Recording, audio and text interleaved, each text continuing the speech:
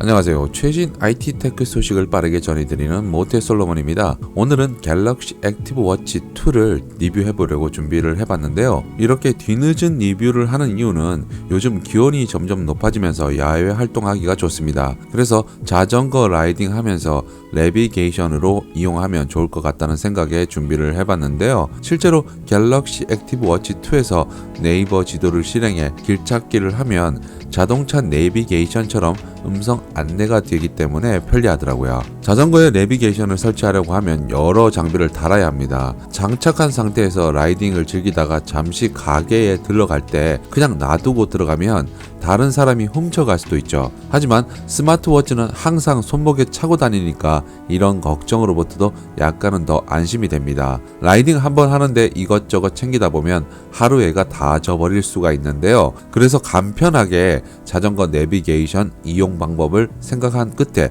구입하게 되었습니다. 제가 구입한 모델은 40mm 크기의 알루미늄 재질로 되어 있고요. 블루투스 방식으로 실버 색상을 구입을 했습니다. 알루미늄 제품군의 전체 색상은 핑크, 골드, 블랙, 실버 이렇게 세 가지인데요.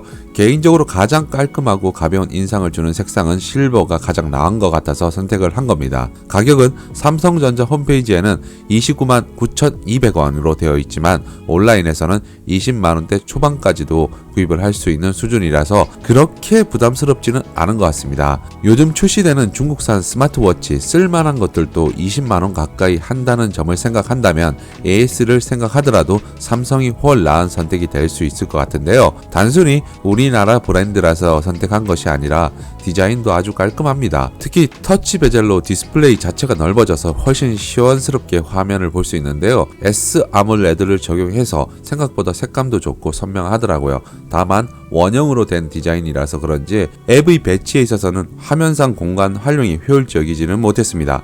앞으로 애플 워치처럼 사각형 디자인을 내놓는 것도 괜찮은 방법이 되지 않을까 싶은데요. 무게는 26g으로 아주 가볍습니다. 그냥 봤을 때는 약간의 무게감이 있지 않을까 생각했었는데 전혀 그렇지 않고요. 상당히 가벼움을 느낄 수 있었습니다. 프로세서의 경우에는 엑시노스 9110을 탑재했고 램은 0.75GB이고 4GB의 저장 공간을 갖추고 있습니다. 배터리는 247mAh이고 평균 43시간 정도를 사용할 수 있다고 하는데 여러 가지 기능들을 활성화시킨 상태에서는 하루 정도 가더라고요. 외형을 보면 스테인레스와는 달리 알루미늄은 반딱거리지 않아 지문 같은 게 남지 않아서 알루미늄을 선택한 것인데요. 스테인레스는 스크래치 같은데도 약하기 때문에 이런 결정을 한 것입니다. 결국 괜찮은 선택이 되었다고 생각되는데요. 왼쪽에는 두 개의 스피커 구멍이 있습니다. 우측에는 전원과 홈 버튼, 중간에는 마이크 구멍이 있고요. 상단에 있는 작은 구멍은 기압계입니다. 갤럭시 액티브 워치 2를 구동하는 OS는 타이젠입니다. 이게 생각보다 반응 속도는 괜찮더라고요. 메뉴를 이동하거나 화면을 넘기는 반응이 꽤 빠릅니다. 다만 일부 앱을 실행하는데 다소의 시간이 필요하더라고요. 주로 이용하려고 하는 네이버 지도 앱 역시 실행하고 약간 기다려야 실행이 가능했습니다. 스마트폰 생각하고 왜 이렇게 빠르게 구동되지 않나며 몇 번 재실행을 했었는데 원래 이렇게 늦게 뜨나 보더라고요.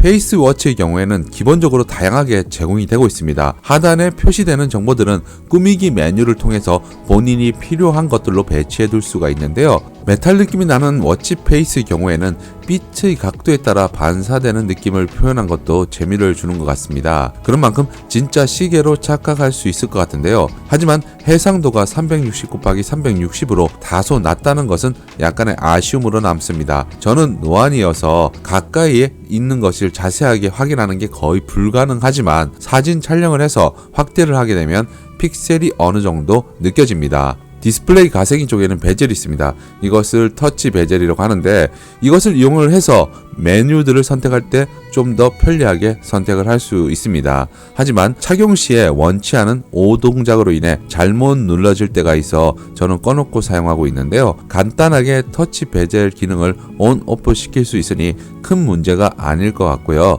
운동을 좋아하는 분들은 수영을 포함해 7가지 새로운 종목을 추가했다고 하는데, 다이어트와 건강을 이유로 제대로 된 운동을 하고 싶다면 실시간 코칭 기능을 이용을 해보는 것도 좋을 것 같습니다. 운동 데이터들은 스마트폰 없이 단독으로 현 상황을 보여주고 추후 쌓인 데이터들을 이용해서 운동량을 분석해봐도 좋지 않나 생각하는데요. IP68 OATM 방수 방진 등급을 갖추고 있어서 수영할 때 운동 데이터를 측정해봐도 괜찮을 것 같습니다. 물에 대한 걱정이 없으니 샤워할 때 그대로 착용해도 문제가 없겠는데요. 워터파크 갈 때 착용한 상태로 물놀이를 즐겨봐도 좋겠습니다. 후면에는 심박수 측정을 위한 센서가 있는데, 센서 전체를 둥근 유리가 덮고 있는 형태인데요.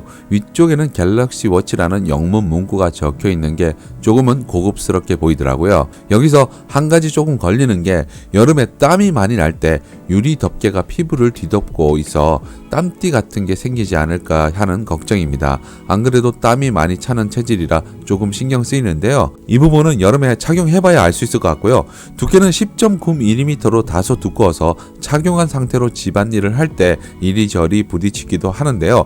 약간 두께를 줄였으면 하는 그런 아쉬움이 남습니다. 그리고 진동 세기가 생각보다 약했는데, 진동은 스마트워치에서 중요한 역할을 하는 만큼 조금 더 강력했으면 좋겠다는 생각을 가져봅니다. 이러한 아쉬움과는 달리 모태솔로몬이 가장 많이 활용하는 기능을 설명드리는 게 더 와닿지 않을까 생각해서 잠시 설명을 드려볼게요. 먼저 노안이 있는 저는 스마트폰 화면도 사실 잘 안 보일 때가 많아 누진 다초점 안경을 착용하고 외출합니다. 이러다 보니 갤럭시 액티브 워치 2에 표시되는 텍스트가 잘 보일 리가 없죠. 이럴 때 접근성 메뉴로 들어가서 시인성 향상 메뉴에서 확대 축소 메뉴를 활성화시켜주면 되는데요. 설정된 상태에서 디스플레이를 한 손가락으로 3번 빠르게 터치를 하게 되면 확대가 되고, 이전으로 돌아가고 싶을 때는 다시 한 손가락을 이용해서 3번 터치하면 됩니다. 문자 같은 거 확인할 때 아주 도움이 되더라고요. 다음으로 디스플레이 메뉴로 들어가면 워터락 모드가 있습니다. 저는 충전할 때 빼고는 거의 신체 일부분처럼 항상 착용하고 다니는데, 샤워 시에도 벗겨놓지 않고 착용한 상태에서 하거든요. 이러다 보니 물이 디스플레이에 묻었을 때 원치 않는 오동작을 일으키는데, 이런 걸 방지해주니 편리하더라고요.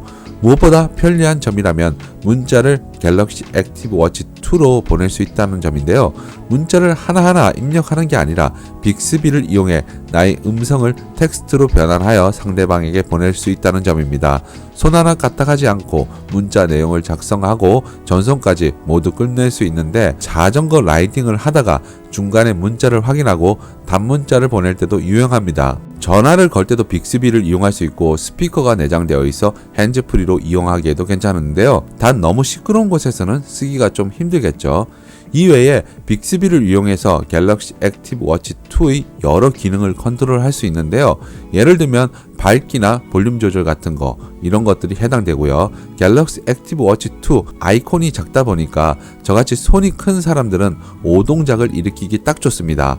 그래서 빅스비 기능은 갤럭시 액티브 워치 2에 꼭 필요하고, 향후 출시되는 삼성 갤럭시 워치 시리즈에는 좀 더 발전된 형태의 빅스비가 적용되었으면 하는 바람을 가져봅니다.